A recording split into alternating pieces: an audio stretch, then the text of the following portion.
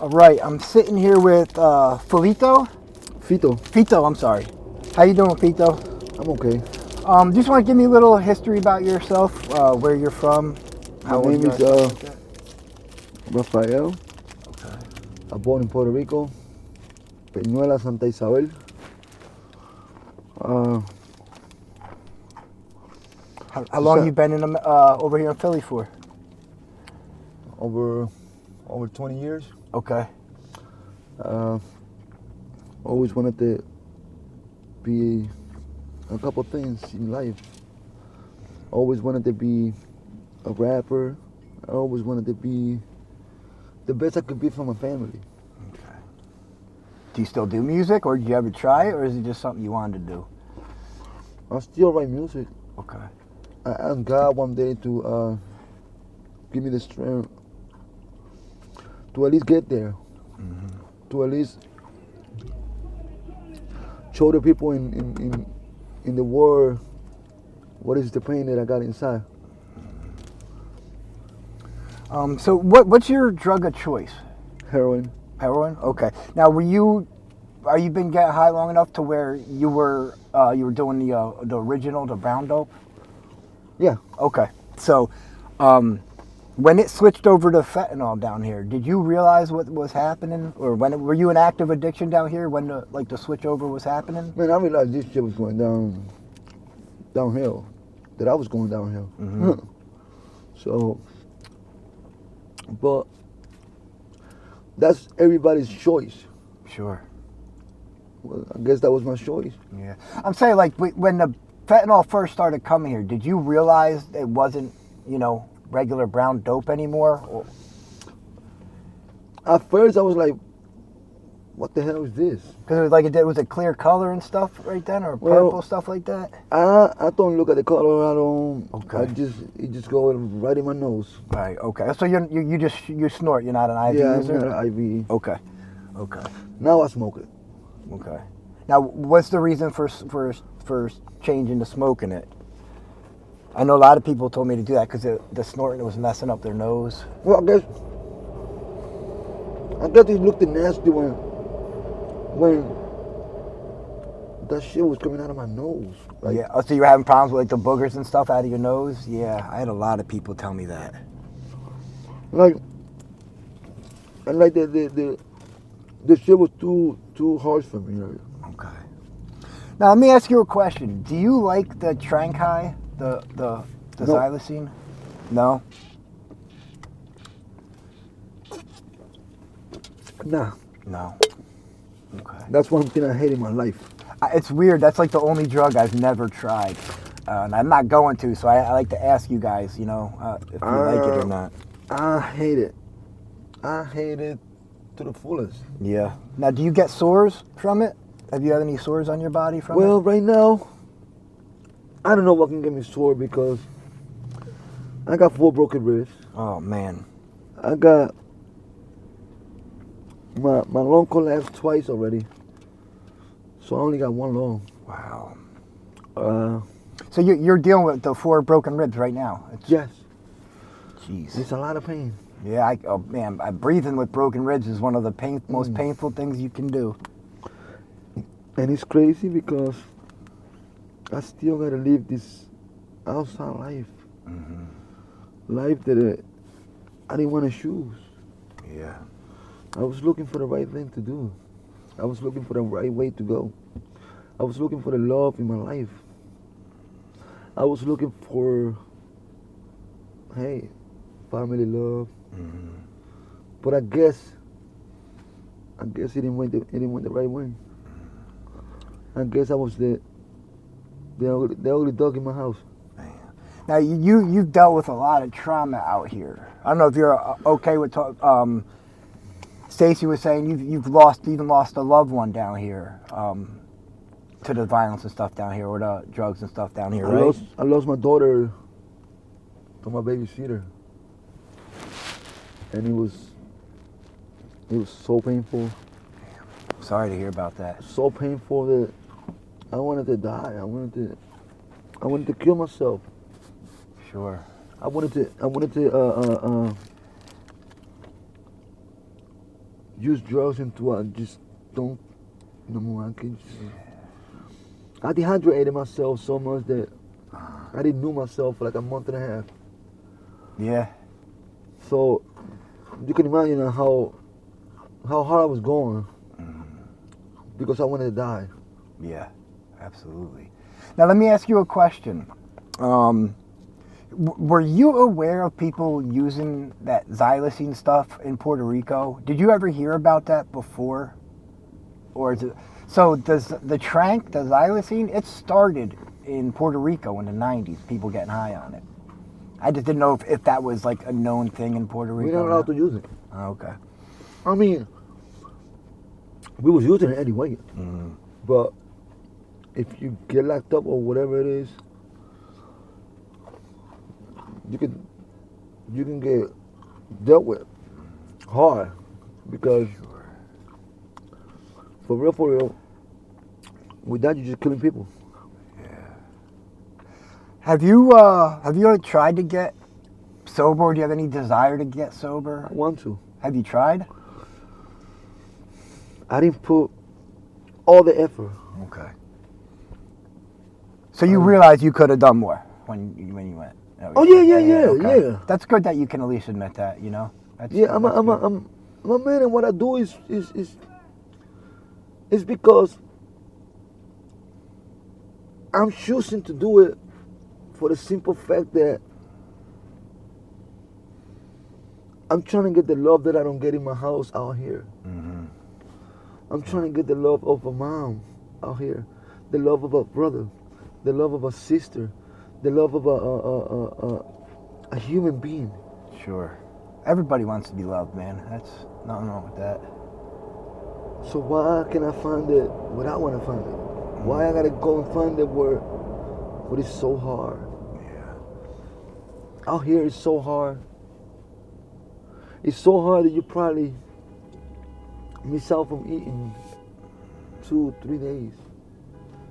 I thank to the church people that comes here every day and give food to people. Yeah. Why? Because I guess they feel what we go through. Yeah. It's just empathy, man. We feel for you guys, you know.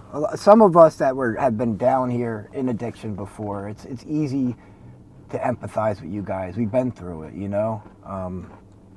It was a little different when I was down here. You had to like hide to get high back then, you know.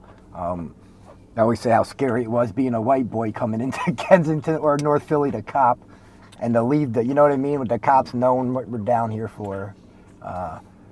So it's a lot different than it was.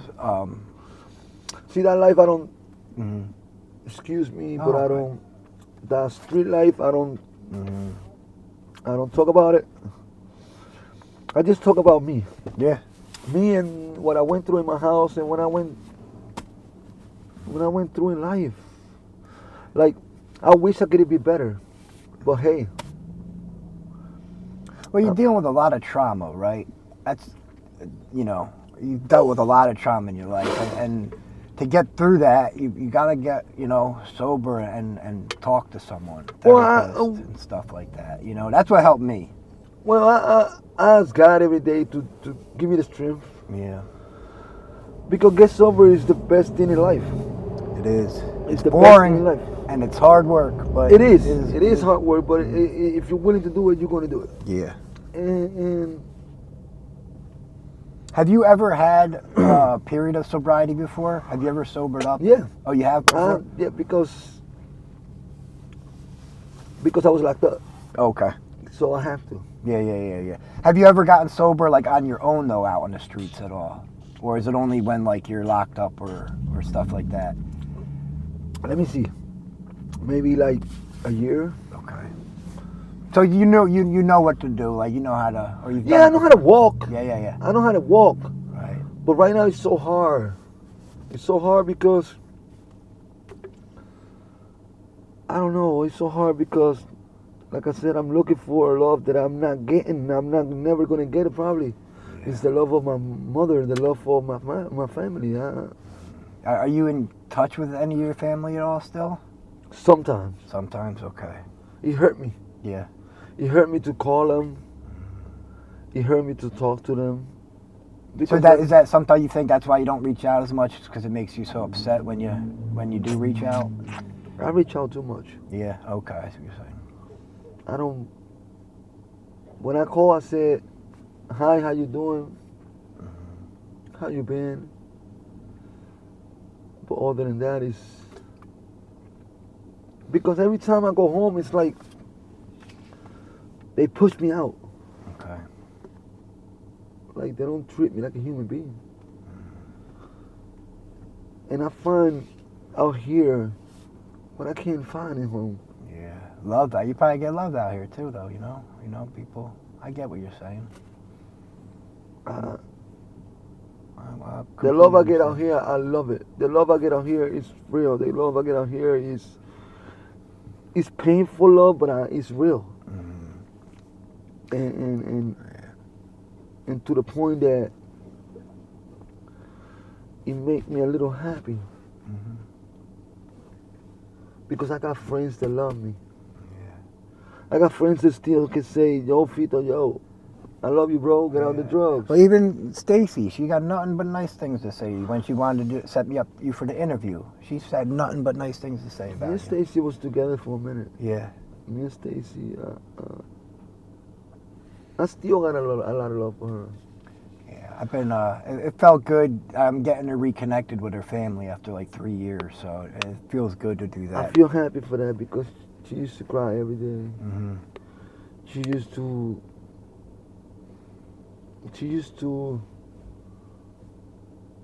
be like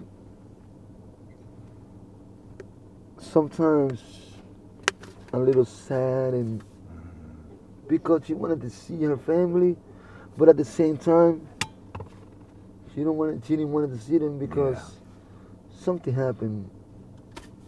When her mom died. Yeah, her mom died and her boyfriend, died. It was just a lot of trauma, and then she ran off. So, but yeah, I'm just glad that she's willing to start getting. She's, we're not trying to get her off the streets. You know what I mean? It would be awesome if we can, but just to be back and talking to the, It'd be family awesome. members. I'm also out here because I really, really, really, really got love for her. So I really like to watch over her. Sure. And even though that I'm doing the same thing, it's like it made me feel a little bit better that I can see her alive. Sure. It made me a little bit better that I can see her, even though she's still going through what she's doing, but that she's still walking, that she's still that person that I found. Yeah. That she's still that person